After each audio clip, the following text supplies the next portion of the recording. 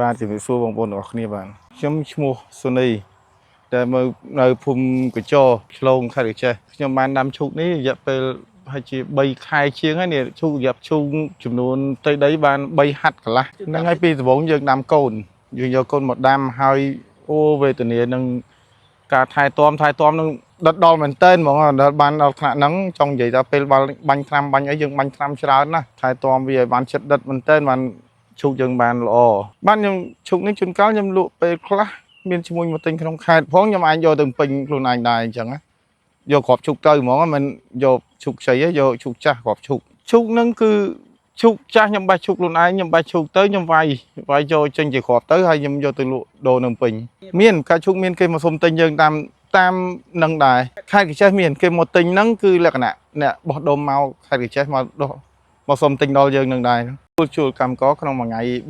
35,000អានេះការបញ្ជាក់របស់ខ្ញុំគឺខ្ញុំដាំឆ្នាំដំបូងហើយម្យ៉ាងទៀតក៏មើលទៅរៀងគួរសមដែរប្រមូលបានខ្លះដែរហើយអញ្ចឹងណា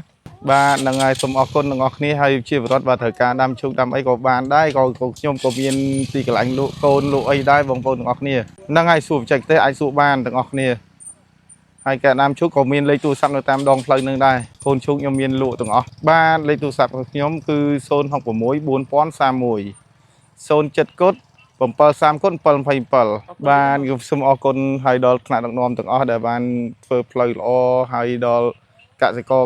មទាំងអស់គ្នាប្រមូលផលនៅចិត្តដងផ្លូវនឹងល្អបានទាំងអស់គ្នាបងបាទ